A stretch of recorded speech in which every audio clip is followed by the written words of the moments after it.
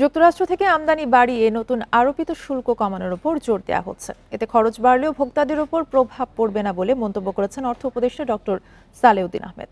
বলেন, সাবেক মার্কিন রাষ্ট্রদূত পিটার হাসের বিবেচনায় নয়, আন্তর্জাতিক দর যাচাই করেই এলএনজি কেনা হচ্ছে। মঙ্গলবার সচিবালয়ে এক বৈঠক শেষে এসব কথা বলেন অর্থ উপদেষ্টা। বান্ডেল থাকলে প্রতি সেনমানিতে টাকা বাঁচবে। বিকাশ সেনমানি বান্ডেল কিনে জিতুন প্রতি লেনদেনে।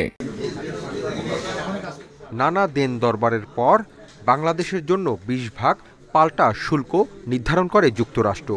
দেশটির সাথে বাণিজ্য ঘাটতি কমাতে বাংলাদেশের পক্ষ থেকে নানা উদ্যোগ নিচ্ছে সরকার। সচিবালয়ে ক্রয় সংক্রান্ত উপদেষ্টা পরিষদ কমিটির বৈঠক শেষে এ নিয়ে কথা বলেন অর্থ উপদেষ্টা। জানান, যুক্তরাষ্ট্র থেকে গম সহ অন্যান্য পণ্য আমদানিতে খরচ কিছুটা বাড়লেও সাধারণ মানুষের উপর তার প্রভাব পড়বে না। সার্বিক মূল্যস্ফীতি মোটামুটি স্থিতিশীল বলেও জানান অর্থ উপদেষ্টা।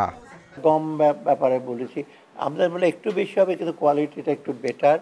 প্লাস আরেকটা সার্বিক হিসাবে যদি আমরা দেখি যে ওদের ট্যারিফটা তো আমরা অ্যাভয়েড করতে, ডিফিসিটটা আমাদের কিছুটা দেশে লাগবে না ভোক্তাদের উপর। আমরা তো এমনি তো সমস্ত কিছু।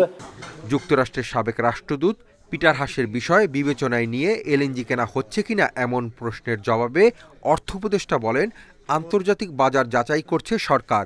বৈঠকে জ্বালানি সরবরাহ নিশ্চিত করতে সিঙ্গাপুর থেকে আরও এক কার্গো এলএনজি আমদানি করার সিদ্ধান্ত হয়েছে বলে জানান উপদেষ্টা। ব্যয় হবে 499 কোটি টাকা। এখানে আমরা তো সব ইন্টারন্যাশনাল প্রাইসগুলো কম্পেয়ার করে দেখি, সেটা এই আমেরিকা হোক, চায়না হোক, বা সৌদি আরবিয়া হোক, কাতার অবশ্য এখন বন্ধ চুপচাপ। অন্যগুলো আমরা করছি, কম্পেয়ার করে করছি, এত সহজ না। আমেরিকা হলে আমরা দিয়ে দেবো, পিটার হাসকে আমরা জানি। এ সময় সার আমদানির ক্ষেত্রে দুর্নীতির অভিযোগ খতিয়ে দেখা হবে বলে জানান অর্থ উপদেষ্টা। Hasif Mahmud Shah, independent news, Dhaka.